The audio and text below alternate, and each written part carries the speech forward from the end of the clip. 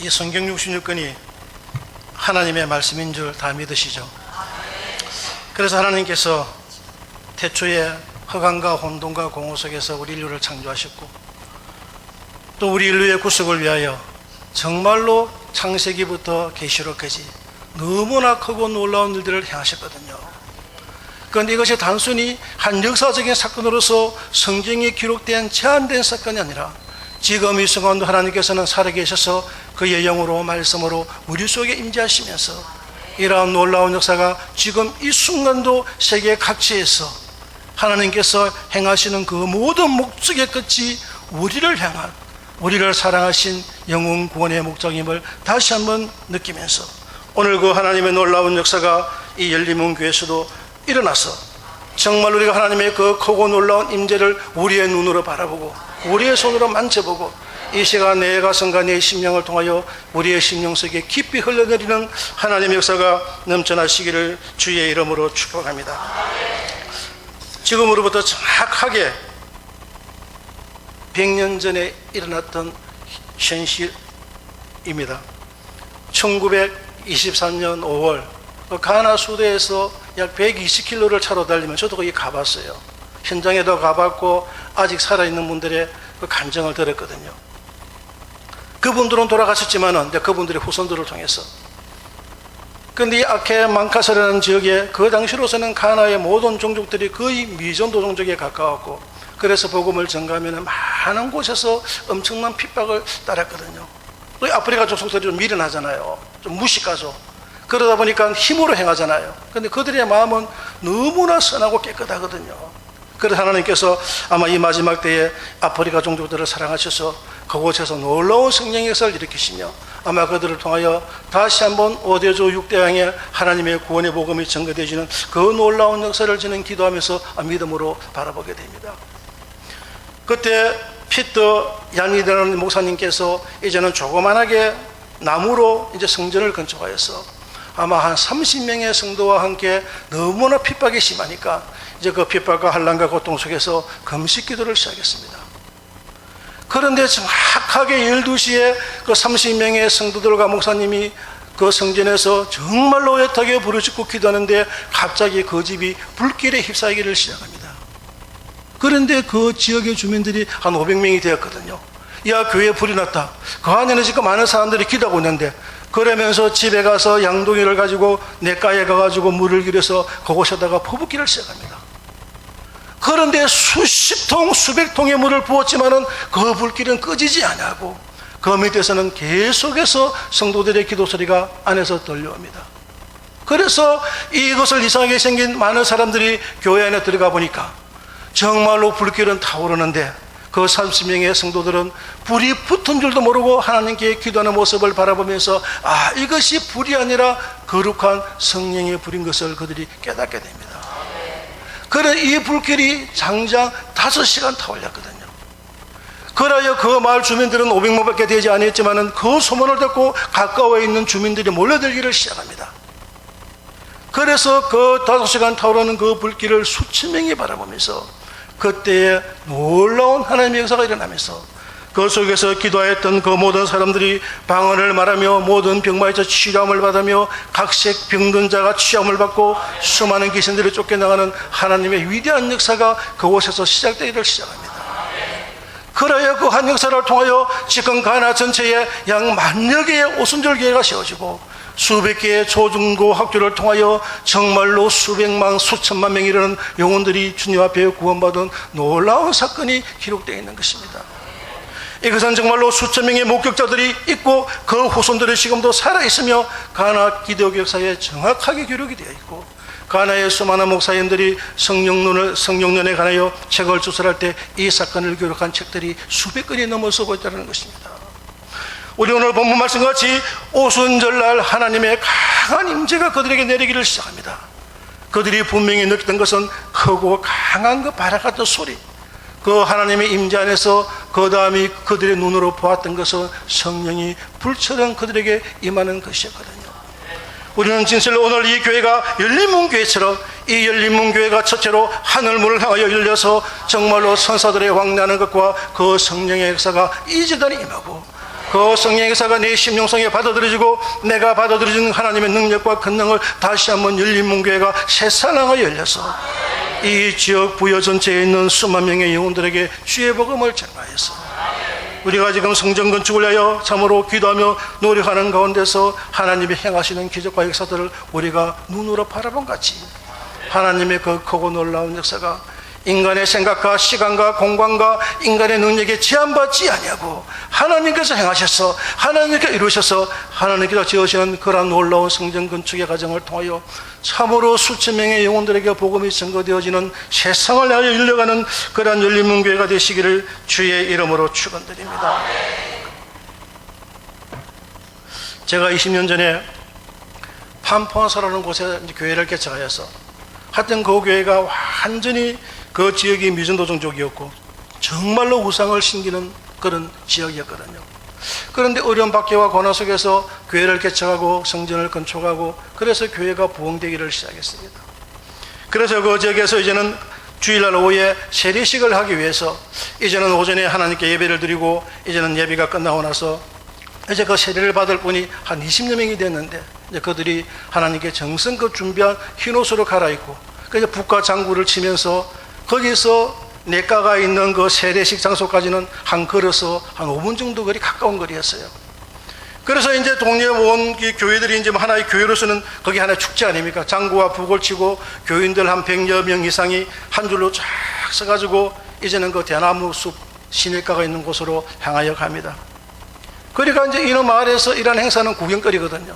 그래서 예수를 안 믿는 수십 명의 그 지역의 어른들이 쭉 그 구경을 목도하기 위해서 쭉 따라왔어요. 그런데 거기는 너무나 울창한 대나무 숲이기 때문에 낮에도 태양볕이 강렬한 낮에 들어가도 그냥 어두컴컴하거든요. 어둑어둑하게 보여요. 그래서 그 마을 어른들은 뒤에 앉아가지고 한 3, 40명이 이제 구경을 하고 있고, 그리고 제가 이제는 그 세례를 받을 분들을 향해서 잠깐 제가 말씀을 전하겠습니다. 오늘의 우리의 세례식이 주님의 세례식처럼 되게 하자. 하늘문이 열리며 하늘의 영광의 강처가 나타나며 너는 나의 사랑하는 아들이라 기뻐하는 자라는 주의 음성을 들을 수 있는 그런 세례식이 되게 하자. 그러면서 함께 기도하면서 세례식을 베풀기 시작했는데요, 정말로 놀라운 하나님의 역사가 나타나기를 시작했습니다. 정말로 우리의 눈으로는 형용할 수 없고 어떻게 인간의 말로 표현하기 힘든데 그 어둑어둑한 그 대나무 숲에 하나님의 강체가 임하기를 시작합니다. 그것은 우리만 바라보는 것이 아니라 그 구경 왔던 그 수십 명의 어른들과 그 100몇십 명의 모든 성도들이 오늘 이 본문의 말씀같이 급하고 강한 같은 바람 소리가 그들에게 들리는 것 같이 주님의 임재를 느끼면서 그 온 누리를 환하게 비추이는 색깔도 말로 할 수 없는 그 광채의 주의 임재를 느끼게 됩니다. 그리고 그 20명이 세례를 받는데 세례를 받고 물에서 올라올 때마다 방언을 말하며 그들의 가진 모든 어떠한 질병이든 간에 그 질병이 치유되고, 그리고 함께했던 그 모든 무리들에게 하나님의 위대한 역사가 나타나기를 시작하면서 정말 오순절의 역사와 같이 그들이 방언을 말하고 그들이 병나음을 그 자리에서 하나님께 고백하고 회개하며 간증하는 이 놀라운 역사를 통하여 그때 구경 왔던 그 40여 명의 주민 마을 어른들이 주님을 영접하고, 그 다음에 이 사건을 통하여 그 판파소 마을에 수백 명의 영혼들이 복음화되는 하나님의 놀라운 역사가 일어났다는 것입니다. 이것은 정말로 제가 20년 전에 내 눈으로 목격하고 내 입으로 증거할 수 있는 그 하나님의 위대하신 살아계심을 제가 직접 증거한 사건이었거든요. 우리는 다시 한번 이러한 사건들을 기억하면서 정말로 그 하나님의 임재를 우리의 생각과 우리의 믿음과 우리의 마음으로 제한하지 말고, 지금 이 순간도 오순절의 역사와 같이 하늘문이 열리며 그 주의 성령이 급하고 강한 바람과 같은 우리가 그 주의 임재를 느끼면서 하나님의 형상을 우리의 눈으로 바라보며 그 주의 음성을 들으며 우리가 다시 한번 말씀 속에서 변화되어서 이 오순절의 역사를 통하여 이 세계 만방의 주의 복음이 증거되고 형용할 수 없는 수억 수십억의 영혼들이 구원함을 받았던 것처럼 이 역사가 성경의 한 기록이 아니라 오순절에 있었던 그 하나의 사건이 아니라 오늘날 우리 바로 이 열린문 교회에서 하나님의 은혜와 사랑으로 이어질 수 있는 기적과 주님의 역사임을 다시 한번 생각하면서 우리의 마음속에 이 하나님의 무한한 능력을 받아들이며 그 능력이 나의 것이 되어서 정말로 내가 무릎 꿇어드린 하나님의 신실한 종이 되어서 이 놀라운 복음을 내 가족과 이웃과 만방과 열방에게 전가할 수 있는 귀한 하나님의 역사가 넘쳐나시기를 주의 이름으로 축원드립니다. 우리가 이러한 말씀의 역사들을 체험하고 기억하면서 정말로 중요한 것은 내 삶이 말씀 안에 있는가 말씀 밖에 있는가, 그것이 모든 것의 열쇠라는 것입니다. 우리 욥 너무나 잘 알잖아요. 동방의 의인이 하루아침에 동방의 죄인이 되었고, 동방의 부자가 하루아침에 동방의 거지가 되었고, 동방의 영광과 존귀와 모든 것을 받은 그 욥이 하루아침에 멸시와 천대와 조롱거리를 받게 되잖아요. 그런데 열 자녀가 하루아침에 죽어버렸어요. 그리고 그의 몸에는 악창이 납니다. 구더기가 끓습니다. 기아로 그 몸을 긁으면서 그가 스스로 그의 생애를 저주하잖아요.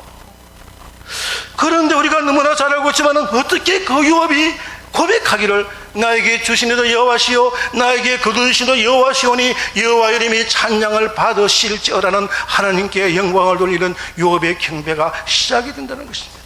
이것이 가능할까요? 그리고 또한 욥의 그 다음에 고백이 이어지는 것은 그 전능자 여호와가 내 앞서 행하시며 그 전능자 여호와가 내 오른편에서 나를 나여 돌이키시며 그 전능자 여호와가 나의 왼편에서 일하고 계신다는 것을 욥이 고백하고 있다는 것입니다. 어떻게 이것이 가능할까요? 오늘 아침에 내 열자녀가 죽어버렸어요. 내 모든 재산을 잃어버렸습니다. 내 몸에는 악창이 나고 내 몸에서 구더기가 끓고 있습니다.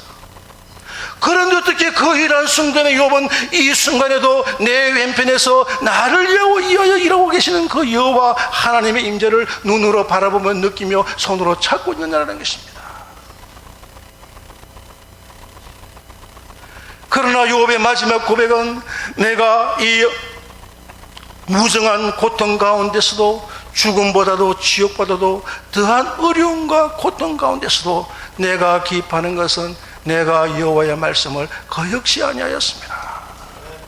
정말로 우리가 흉내낼 수 없고 우리가 상상할 수 없는 열자녀가 죽은 그 순간에도 하나님께 경배의 삶을 드리며 무릎 꿇어엎드려 기도하며 내 왼편에서 일하시는 여호와의 임재를 느낄 수 있던 욥의 신앙의 가장 핵심은 여호와의 말씀을 거역지 않는 여호와의 말씀과 더불어 함께하는 말씀의 임재 안에서 살아갔던 그의 신앙이라는 것입니다.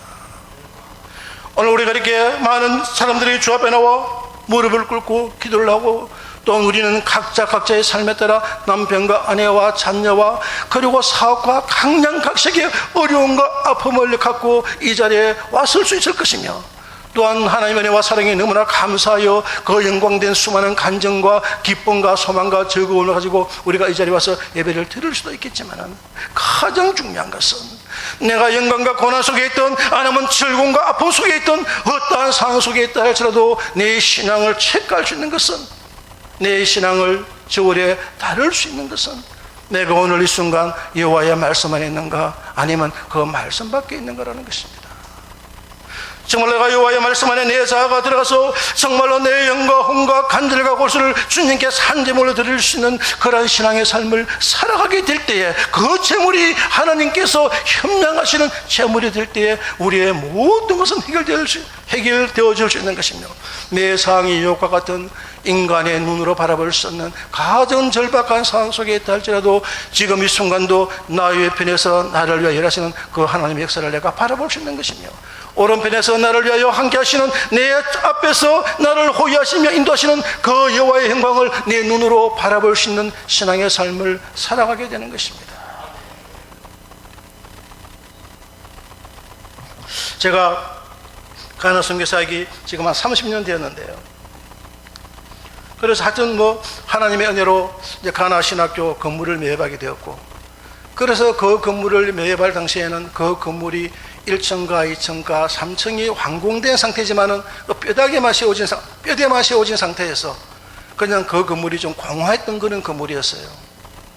그리고 그 건물이 중단된 지가 한 5년이 넘었기 때문에 그 주위에는 제 키가 넘어서는 아주 이 가시 덩굴로 꽉 찌러져가 있었고, 그 건물 안에는 구멍들이 많이 있으니까 그 산에는 굉장히 뱀이 많은 산이거든요. 지금 그때 그 당시만 하더라도 최소 100마리 이상 수백 마리의 뱀들이 그 건물 안에 살고 있었거든요. 그리고 전기도 없고 물도 없고, 정말로 우리가 그 전설의 고향들 다 한 번씩 보셨죠? 그 보면 뭐 꼭 마지막 장면에 막 그냥 귀신이 나타나고 막 할 적에 그 으스스한, 아마 그 전설의 고향 생각하면 거의 정확할 겁니다. 그런데 하나님께서 그 건물을 신학기를 위하여 매입을 허락하시고, 제가 그 건물을 매입했기 때문에 1996년 8월부터 9월까지 2달간 그곳에서 하나님께서 기도해야 되겠다는 마음의 감동을 주시더라고요. 현실적으로는 도저히 불가능했습니다. 그때 내가 가져간 것이 한국에서 가져간 뭐 라면 몇 봉지와 미숫가루 1, 2kg가 전부였거든요. 그런데 주께서 주시는 감동이기 때문에 말씀에 순종하여서 2층에 있는 방 한 칸을 수리하여서 거기서 기도하기를 시작했습니다. 그러다 보니까 라면도 끝이 나고 미숫가루도 끝이 나고, 어쨌든 뭐 먹어야 사니까 아마 도저히 맨정신으로는 먹을 수 없는 그 당시 약 30년 전에 그 마을에서 팔았던 음식들이죠. 그런데 이제 그 음식들을 이제 사 먹을 수밖에 없고, 그러다 보니까 금식 아닌 금식을 하게 되는 거죠. 그렇게 산에서 한 2개월을 기도하면서 이제 사는 가운데, 저도 육신이니까요, 내 육신이 약해지면서 이제 말라리아와 장티푸스가 겹치게 되었어요. 그러니까 지금도 세계에서 가장 말라리아가 심한 곳이 가나거든요. 아주 독합니다. 그래서 그 말라리아와 장티푸스가 겹치게 되면 한 90%는, 그 당시로서는 거의 99%가 사망했거든요. 그래서 그 고통은 말로 형용할 수가 없었습니다. 그래서 제가 가나에 그 건물을 사게 되니까 그 건물 1층에 그 교회가 2개 있더라고요. 빈교실에 이제 그 목사님들이 교회를 개척해가지고 뭐 수십 명씩 예배를 드리고 있더라고요. 그런데 그 목사님들이 저를 찾아와서, 선교사님, 지금 당장 내려가서 병원에 입원을 하라고. 그러지 아니하면은 내일은 우리가 당신의 죽은 시체를 발견할 수도 있더라고요. 그래서 저는 하나님께 잠깐 묵상의 시간을 가졌습니다. 내가 한국을 떠나고, 그때 뭐 제 아내와 아들은 어려가지고 그 장인댁에서 한 3년간 살았거든요. 그 3년간은 제가 혼자서 이제 아프리카를 왔다 갔다 하면서 사역을 했는데, 이렇게 적막한 곳에서 주의 음성에 순응하여 이렇게 기도를 시작했는데, 지금은 내 손가락 하나 움직일 수 없는 그런 절박한 상황, 내일의 내 생명을 장담할 수 없는 그런 그 경각의 순간에 제 삶에 이르렀거든요. 그래서 제가 하나님께 묵상을 하면서 그 마지막 결론을 내렸어요. 내가 주의 감동을 따라서 이곳에 기도하러 들어왔으니까 기도를 끝내고 내려갈 수는 없겠더라고요. 그래서 제가 하나님께 이제 기도를 시작했습니다. 그런데 그 고통이 너무나 컸었어요. 1층에서 2층까지 계단이 한 30개 되는데, 그 30개 계단을 기어 올라가는데 우리 그 군대용으로 포복을 해서 약 2시간, 3시간 만에 올라갔거든요. 한 계단 올라가서 한 10분 앉아 쉬고, 그리고 방에 들어가면 이 가나가 쭉 돌아서 굉장히 덥거든요. 그 창문을 닫았고 옷을 있는 대로 막 10개씩, 5개씩 입고 이불을 감아도 너무 몸이 추워가지고 사시나무 떨어서 막 떨리고, 그 잠을 잘 수가 없었어요. 잠을 자고 일어나면은 한 1시간 정도 잔다 그러고 시계를 보면은 한 1, 2분 지났어요. 그 가위에 눌린다는 게 있잖아요. 잠깐 잠을 들었다 싶으면은 이상한 거 막 힘에 눌러가지고 그냥 막 잠을 뻘떡 깨는, 어떻게 이제 그런 이제 시간이 이어지는데, 그래서 하나님께 이런 기도를 했습니다. 하나님께서 나를 부르셨고 나는 순종하였고, 그래서 내가 택할 수 있는 길은 이 생명을 하나님께서 원하시는 순교의 제물로 드릴 테니까, 주께서 이 육신을 순교의 제물로 받으시고 내가 죽은 후에 다른 선교사를 보내어서 하나님 원하시는 주의 종들을 양육하여서 이 가나와 아프리카 대륙을 성령의 불길로 태울 수 있는 주의 동절의 양육을 이어지게 해달라는 그 한 가지 기도밖에 할 수가 없었습니다. 너무 힘들고 고통스러우니까 가족도 아무것도 생각이 나지 아니하고 오직 사명 하나. 그래서 그런 기도를 드리면서 한 주간 그냥 단식을 하게 되었죠. 물도 마시면 토해버렸으니까요. 그래서 단식을 하게 되었고, 그때가 금요일 새벽이었습니다. 꿈을 꾸었어요. 그런데 꿈을 꾸는데 제 주위에 천사들이 쭉 둘러서가 있는데 그 천사들의 형체가 전부 다 빛으로 형상화되어 있더라고요. 그 천사들인 건 알겠는데 빛으로 되어 있어요, 그 모양들이. 그런데 그 천사들 몸에서 강체가 나는데 그 강체가 다 나를 둘러싸가 있고 강체가 내 몸을 통과하는 것이었어요. 그래서 눈을 떠보니까 꿈이었어요. 그런데 그 꿈을 통하여 하나님께서 치유하셨구나. 그러면서 이제 느끼면서 정말로 순식간에 아픔은 다 사라져 버렸어요. 그런데 그때는 제가 손가락을 움직일 수 있는 힘이 없었거든요. 우리가 성경에 보면은 기운이 지나여 죽었더라. 아마 꼭 그 직전 같아요. 그래서 곧이에 올라온 그 원주민 목사님들을 통하여 차를 불러오게 하고 이제 그 차를 타고 가나에 한인교회가 있는데 그 한인교회 목사님들에게 갔었거든요. 근데 제가 이제 가나에 가면은 그 한인교회 목사님께서 이제 방이 몇 개가 있는데 꼭 방 하나를 갖다가 저를 위해 준비해 줘가지고 거기서 여러 번 기거를 했었거든요. 그리고 바로 그 전주에 그 교회에 그 추수감사절이 있어가지고 제가 초대를 받아 갔었고, 그래서 거기서 하룻밤을 잤고, 그래서 그 방에를 보면 항상 이렇게 저울이 있어요. 그래서 제가 정확하게 제 몸무게를 알고 있었거든요. 그래가지고 저는 그 원주민들에게 업혀가지고 집에 가니까 뭐 목사님 사모님께서 얼마나 놀랐겠어요. 불과 며칠 전에는 그렇게 건강한 모습으로 산에 갔는데 그런 모습으로 오니까 아마 뭐 자기들 생각에 우리가 잘못하다가는 알지도 못하는 유승 교사님 뭐 송장치레게 생각하다 뭐 그런 생각을 했을 것 같아요. 그래가지고 이제 제가 매일 쓰던 방에 들어갔는데 그래 보니까 그게 저울이 있잖아요. 근데 이상하게 욕망에 내가 몸무게를 한번 달아보자 그런 생각이 들더라고요. 근데 제가 한국에 있을 때 일주일 금식은 참 많이 해봤거든요. 근데 일주일 금식을 하면은 꼭 정확하게 5kg가 빠지더라고요.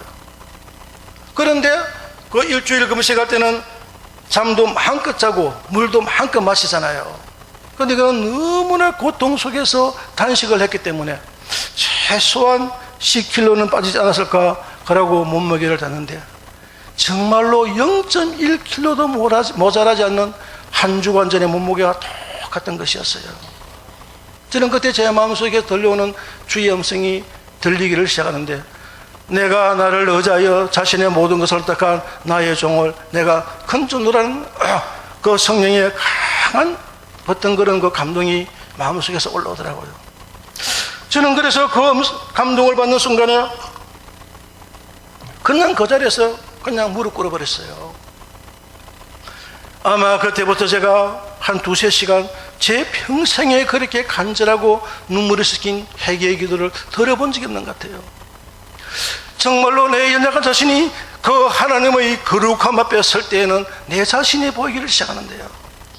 제가 금방 간증을 드렸지만은 가족을 떠나고 모든 것을 떠나서 그 산골 속에 들어가서 밤이면 뱀들이 막 씩씩거리는 소리가 들려서 잠도 자지 못하고 문 밖에 나오지도 못하고 그 고통 속에서 살았던 내가 몸이 아파 죽을 지경에 병원에 가지 아니하고 내 자신을 순교제물로 드리겠다라고 한 기도가 우리가 들어보면 참 대단한 것 같잖아요. 그런데 하나님의 거룩함 앞에 내 자아가 서게 될 때는 그 기도가 너무나 가장한 거예요.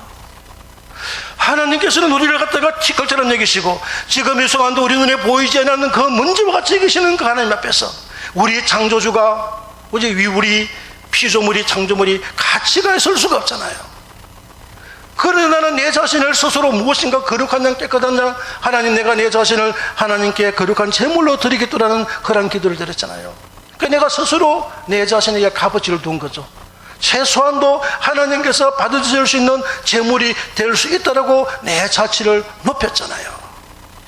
그래서 그것이 하나님의 거룩함 앞에 서게 될 때에 그렇게 가정할 수가 없는 거예요.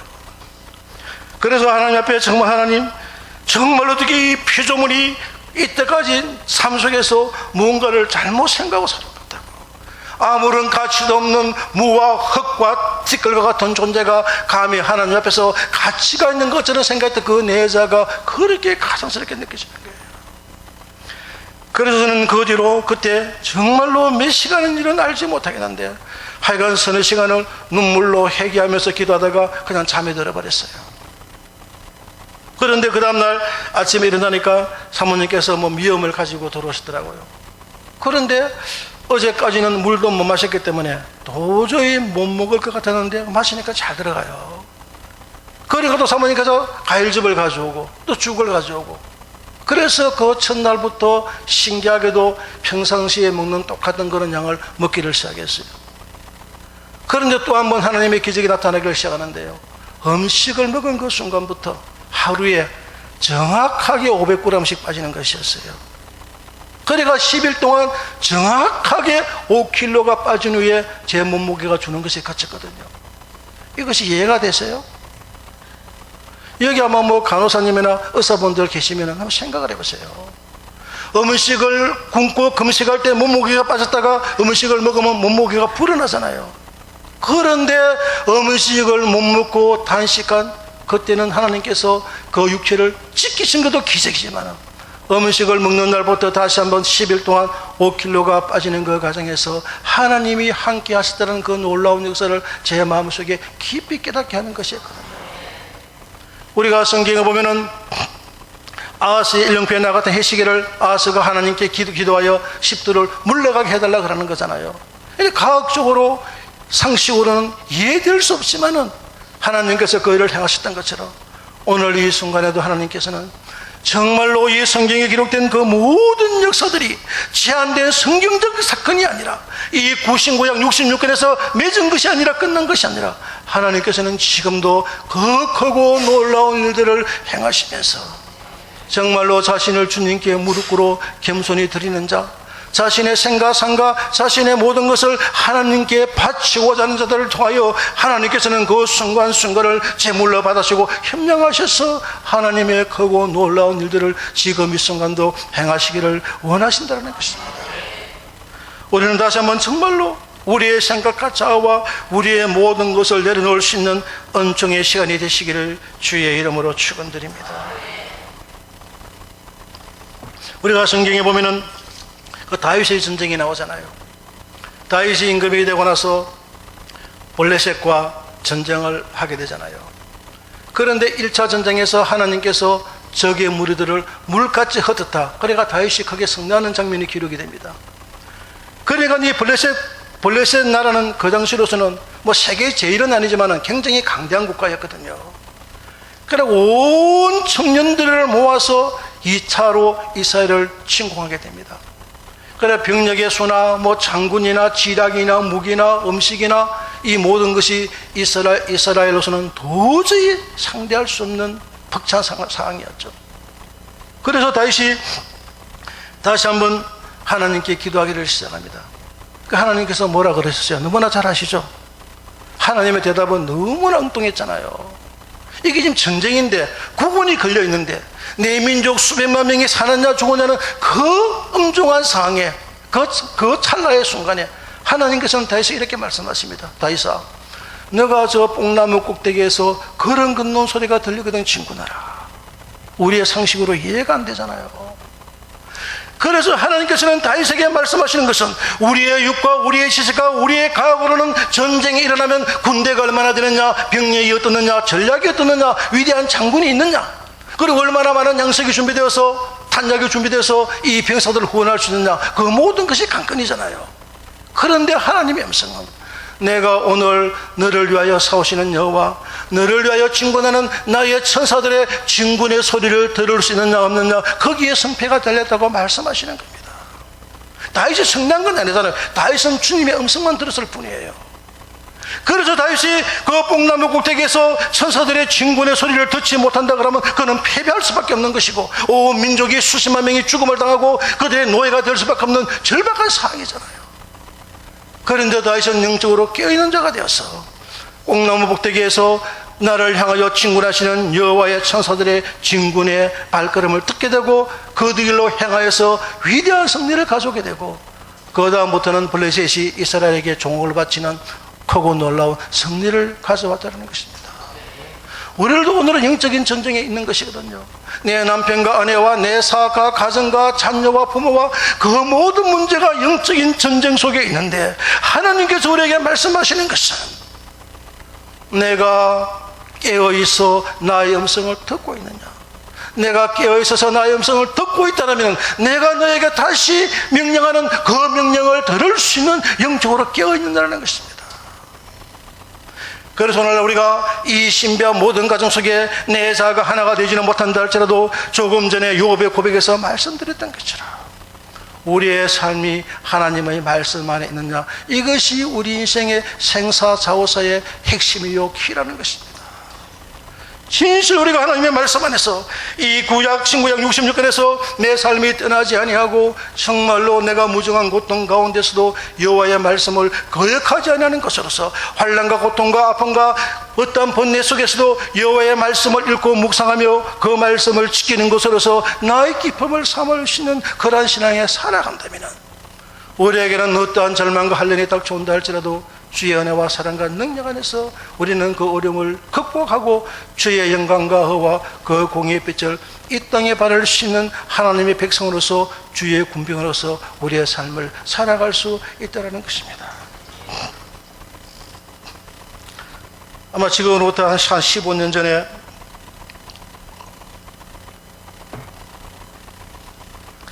그 가나 체복단 그 모슬란권에서 그냥 완전히 미전도종적이었죠. 한 도르가스라는 여학생이 주님을 영접했어요. 그런데 너무나 뜨겁게 주님을 영접했어요. 그런데 이들의 삶은 집단 삶이기 때문에 한 가족이 종교를 배반하면 이것은 가족을 밀시하고 가족의 수치되는 행위로 여기거든요. 그래서 주로 그러한 사람들에게는 가혹한 행비를 과대 때로는 많은 사람들을 독사를 시켰거든요. 제가 한 10년 전에 한국에서도 한번 그런 그 TV를 통해서 기독교 방송을 통해서 한번 들은 적이 있어요. 가나 모슬란그 청년이 한국에 와서 예수님을 영접했어요. 그런데 이제 그 자기가 영접했는데 그 예수님을 영접한 걸 자기 친구가 자기 종족에 가서 고향에 가서 이야기를 했대요. 그래서 내가 돌아가면은 어떠한 위협을 당할지 모르니까 뭐 기도해달라. 거기에 그 모슬람 청년이 한국에서 기독교 방송에서도 그런 간증을 하는 것을 제가 한번 들은 적이 있거든요. 그래서 이제 그 가족들이 이 여학생에게 몇 번이나 경고를 합니다. 이제는 예수를 그만 믿어라. 너는 우리 종족의 멸시요 수치다. 그런데 이 여학생이 예수님을 부인할 수가 없었어. 그래서 계속 교회를 나갑니다. 그러니까 가족에서 이제는 결정을 내렸어요. 할 수 없다. 쟤를 죽여야 되겠다. 그러니까 그 엄마의 마음이 너무 아프잖아요. 그래서 엄마가 딸 돌아가서에게 와서 이야기를 합니다. 오늘 가족 위해서 너를 독살하기로 결정을 했다. 그러면 내일부터 너가 먹는 음식이나 물에는 뭐 어떤 동약이 있어 너가 죽을지를 모른다. 그러니까 다시 한번 아버지와 가족장에 가서 자문했다. 용서를 빌고 교회를 안 가겠다. 이제는 모살람으로 돌아오겠다고 이제는 고백을 하라는 것입니다. 그런데 이 어린 손녀가 그 죽음의 두려움 앞에서도 그 말을 수긍할 수가 없어. 너무나 예수에 대한 체험이 확실하고 주님을 사랑했기 때문에. 그렇지만 한국 같으면은 뭐 가출해버리지 싶잖아요. 근데 이런 나라에서는 가출이라는 그 단어를 생각을 못합니다. 그 뭐 절망이라 그만큼 그게 절망이고 그건 죽음으로 이르는 길이니까요. 그래서 이 어린 손녀가 그 불안하고 고통스럽고 두려운 마음을 가슴에 품고 새벽에 어머니로부터 그 말을 들은 그 새벽에 교회에 가서 하나님께 기도하기를 시작합니다. 하나님, 이제는 내 가족이 나를 죽이려고 합니다. 나는 갈 데도 없다고. 얼마나 두렵겠어요. 이제 여중생, 한국 나이로 따지면 한 15세나 되었겠죠. 그래서 간절히 기도를 하는데 기도하는 가운데 환상이 보입니다. 한 목사님이 강대상에 서서 목사 가운을 입고 설교하는 모습을 보여주는데, 그래서 이 학생이 눈을 뜨고 하나님께서 저 목사님에게 나의 삶을 어떡하라고 말씀하시는구나. 그렇지만 평생에 만난 적이 없잖아요. 그런데 신비스럽게도 정말로 우리가 사도행전에 보면 고넬료와 베드로의 만남과 똑같은 사건이거든요. 그 목사님께서 또한 그 같은 시간 새벽에 하나님께 기도하는데 하나님께서 또 환상을 보여주십니다. 그런데 그 여학생의 기도하는 모습과 그 여학생의 기도하는 소리까지 생생하게 들려옵니다. 그래서 이 목사님도 눈을 뜨고 보니까 이것이 환상인데 하나님께서 저 여학생을 데리고 와서 나보고 케어하라고 말씀하시는데 평생에 만난 적이 없잖아요. 그런데 그 다음 주에 이 목사님이 한 타원에 전도대회를 가는데 그 전도대회에서 이 목사님과 돌아가서가 만나게 됩니다. 그러니까 얼마나 서로 얼굴을 알아보겠어요. 그래서 이 목사님이 그 여학생을 갖다가 자기 집에 데려가서 고등학교 공부를 시켜주고 이제 마지막에는 가나 신학대학에다가 입학을 시켰어요. 그래서 저는 신학교 3년 과정을 잘 마치고, 그런데 이제 가나 신학대학은 지금도 그래요. 여름 방학이 되면은 20일, 40일 금식 기도하는 분들이 계속 금식 기도를 하거든요. 그래 그 당시로서는 이 가나 신학대학에서 매월 마지막 주 월화 수목 4일간은 금식 기도를 하거든요. 한 달에 4일간의 금식 기도가 신학교 커리큘럼에 들어가 있어요. 그러니까 이제 말씀과 금식과 기도로 훈련을 받았기 때문에 이제 졸업을 하게 되면 많은 학생들이 20일, 40일 이렇게 금식 기도를 하고 떠나더라고요. 그래서 들어가서 이 학생도 신학교를 졸업하고 이제는 40일 금식 기도를 시작했어요. 그런데 금식 37일째 되는 날, 가나 신학대학이 부산에 있는 고신대하고 자매기를 맺었거든요. 해마다 그 당시에 학생들 한 20여 명, 그리고 교수님들하고 한 20명 조금 넘게 여름 방학마다 가나를 왔었거든요. 그래서 한 2주간 정도 사역을 하고 떠났는데, 그들 중에 반은 신학 학생이고 반은 사회학과 주로 예수님을 모르는 그런 청년들이에요. 그런데 이 돌아가서 전도사님이 37일 금식 기도를 하는 날 이 학생들이 가나 신학교에 도착을 했어요. 그래 1층이 이제 분주하고 짐을 막 이제 2층, 3층으로 이제 올라가잖아요. 그러니까 이 전도사님이 기도하다가 그 짐을 들어주려고 1층으로 내려온 거예요. 그러니까 학생들이 자기들은 말로만 들었는데 40일 금식 기도, 이 자기들과 나이가 비슷한 어린 처녀가 37일째 금식하는 그 모습 참 어떻게 보면 애처로웠겠죠. 완전히 몸은 말라서 뼈만 붙어 있고, 그런데 그들의 눈에 성령의 임재가 그 전도사님을 통하여 느껴지기를 시작합니다. 우리가 알지 못하는 성령의 임재와 함께 느껴지는 그 은은한 강체를 바라보면서 그날 저녁 콘퍼런스 홀에서 기도를 하는데요, 정말로 그 20여 명의 학생들이 그 세면 바닥에 무릎을 꿇고 회개하고 눈물로 기도하는, 다시 한번 그들 전체가 성령의 충만을 얻는 하나님의 놀라운 역사가 일어났었다는 것입니다. 그래서 우리는 오늘날 한국교회가 참 어렵잖아요. 왜냐하면 성령의 역사가 떠나가고 있기 때문인 것입니다.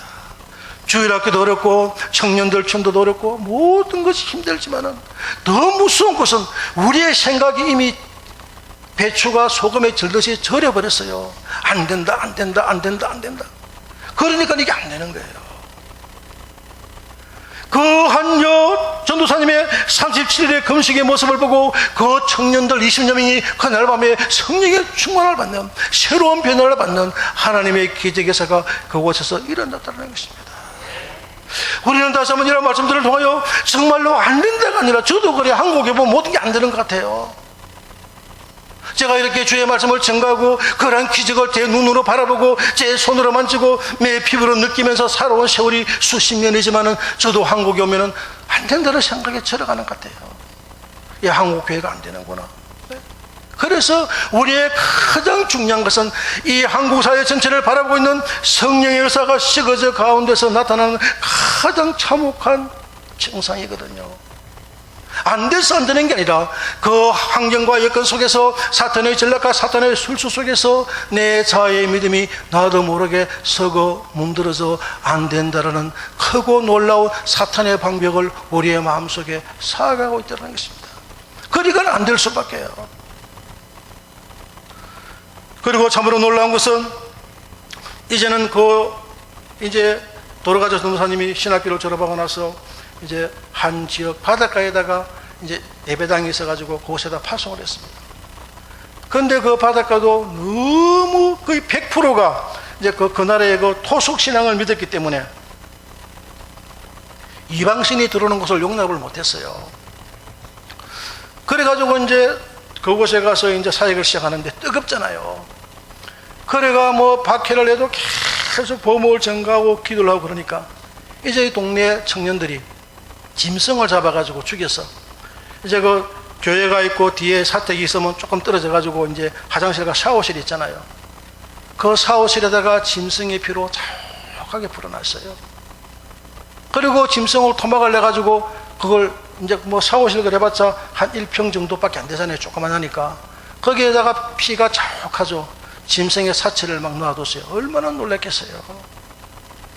또 짐승을 잡아가지고 목을 잘라서 한 2, 3일이 지나면은 막 이제 구더기가 긁잖아요. 그걸 갖다가 대나무 같은 데다가 목을 꽂아가지고, 그래서 그 전도사님이 새벽기도 가려고 새벽에 문을 열면은 그 바로 문 앞에 씌워놨어요. 참 섬찟하죠. 그러한 고통과 환난 가운데서도 너무나 주님을 향한 사랑과 체험이 확실했기 때문에 그 어려움과 환난을 극복하고 말씀과 금식과 기도로 복음을 전가해서 그 교회를 부흥시키는 놀라운 역사가 있었거든요.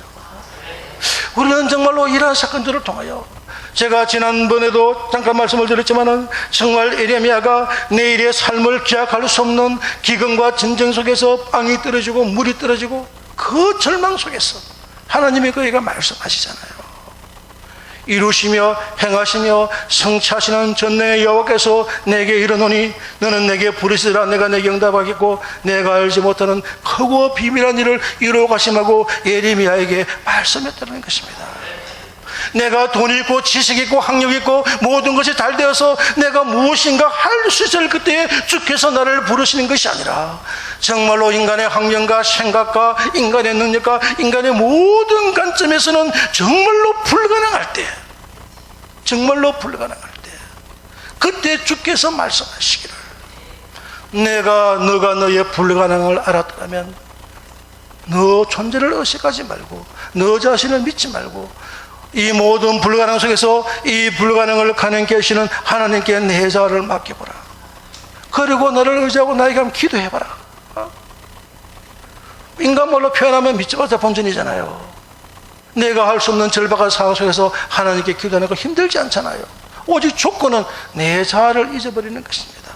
내가 하려고 몸부림치며 금식하며 굴하며 부르짖을 것이 아니라 내가 할 수 없다는 그 절박한 상황 속에서 내 생각과 사고를 주님께 드려버리고 주님께 무릎 꿇어 기도하는 그러한 신앙자를 통하여 하나님께서는 하나님의 크고 놀라운 그 위대한 역사를 지금도 이루어 가시고자 하는 것입니다.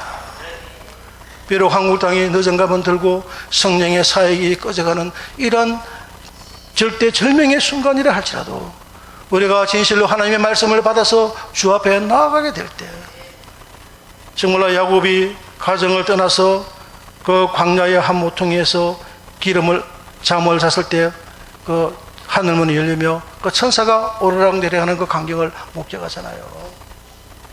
정말로 그 야곱의 삶이 어땠을까요? 아버지를 속였잖아요. 형을 속였잖아요. 그러니까 정말로 절박한 상황 속에서 가족을 떠날 수밖에 없었고, 그 이방인의 삶이라는 것이 그때는 법이 없잖아요. 어느 누가 와서 야곱을 죽여버리면 그것으로 끝나는 거예요. 왜 죽이냐 물어보지도 않아요. 그래 야곱이 갖고 있는 거 그들이 취하면 끝이거든요. 그러니까 그 절박한 상황 속에서 돌베개를 하고 잠을 잤던 그 야곱의 마음이 얼마나 간절했겠어요. 정말 우리가 그런 간절함으로 세상 것이 끊어지고 하나님을 바라보게 될 때, 나는 부족하여도 내 중심을 하시는 그 하나님께서 꿈속에서 천사들의 왕대를 통하여 하나님의 살아계심을 보여주시며 증거하신다는 것입니다. 우리는 다시 한번 이런 간증들을 통하여 오늘도 이루시며 행하시며 성취하시는 주의 능력의 보좌 안에서 내가 무릎 꿇어 기도함으로 나의 힘과 나의 능력과 나의 근능이 아닌 하나님의 능력과 근능과 그분의 손길 안에서 그분의 사랑과 평강과 그분의 임재 안에서 우리 매일매일의 묵상이 주님께 연락되어지며 그 연락되는 삶을 통하여 하나님께 영광 돌릴 수 있는 귀한 성도의 삶을 살아가시기를 주의 이름으로 축원드립니다.